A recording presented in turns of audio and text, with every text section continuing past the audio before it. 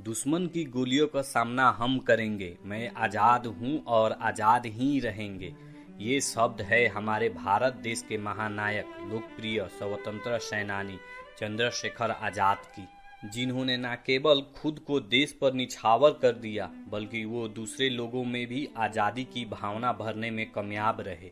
उनकी उग्र देशभक्ति और साहस ने उनकी पीढ़ी के लोगों को स्वतंत्रता संग्राम में भाग लेने के लिए प्रेरित किया।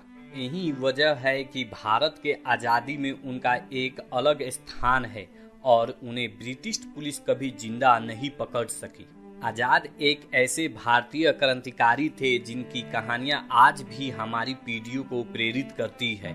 तो चलिए दोस्तों, आज के इस वीडियो में भी हम भारत की आज़ादी में अपना महत्वपूर्ण योगदान देने वाले चंद्रशेखर आज़ाद की पूरी कहानी जानते हैं कि किस तरह से अंग्रेजों को भारत से भगाने की चिंगारी उनके अंदर बचपन से ही जलने लगी थी।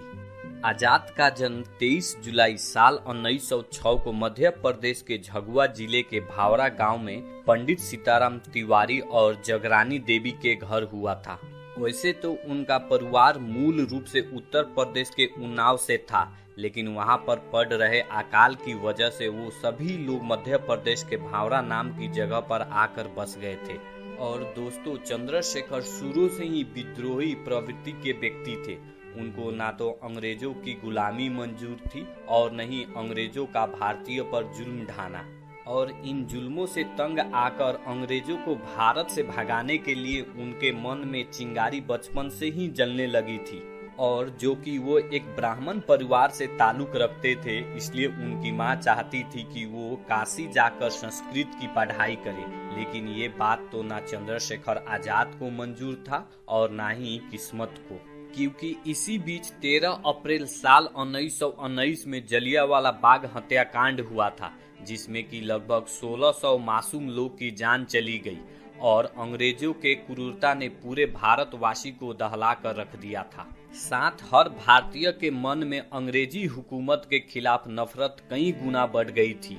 और इसी घटना ने चंद्रशेखर आज़ाद के अंदर में छुपे हुए क्रांतिकारी को बाहर लाने का काम किया। इसी कारण 15 साल की छोटी उम्र में ही वो असहयोग आंदोलन में कूद पड़े और कहा जाता है कि आज़ाद को इसी आंदोलन में गिरफ्तार कर लिया गया था। कहा जाता है कि आज़ाद से जब अंग्रेजी मजिस्ट्रेट ने पूछा कि तुम्हारा क्या नाम है, तो चंद्रशेखर ने अपने उत्तर में कहा कि उनका नाम है आज़ाद। और फिर पिता का नाम पूछने पर स्वतंत्र उन्होंने उत्तर दिया। और फिर आखिर में जब उनसे उनका पता पूछा गया तो उनका जवाब था जेल। और ये जवाब सुनकर वहां पर मौजूद सभी भारतवासी काफी खुश हुए। लेकिन अंग्रेजी मजिस्ट्रेट बौखला जाता है और 15 साल के बेहद युवा आज़ाद को 15 कोड़े मारने की सजा देता है। कोड़े खाते हुए बार बार वो भारत माता की जय का नारा लगाते रहे। इसी घटना के बाद उन्हें चंद्रशेखर तिवारी से आज़ाद की उपाधि दे दी गई। तब से आज तक उन्हें लोग चंद्रशेखर आज़ाद के नाम से ही जानते हैं। चंद्रशेखर आज़ाद की निशानेबाजी बचपन से बहुत अच्छी थी। दरअसल इसकी ट्रेनिंग उन्होंने बचपन में ही ले ली थी।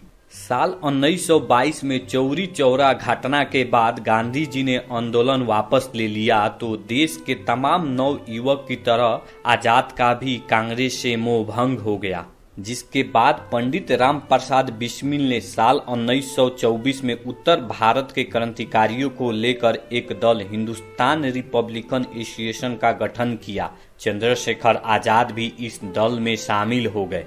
आज़ाद राम प्रसाद बिस्मिल के क्रांतिकारी संगठन हिंदुस्तान रिपब्लिकन एसोसिएशन से जुड़ने के बाद उनकी जिंदगी बदल गई। उन्होंने सरकारी खजाने को लूटकर संगठन की क्रांतिकारी गतिविधियों के लिए धन जुटाना शुरू कर दिया।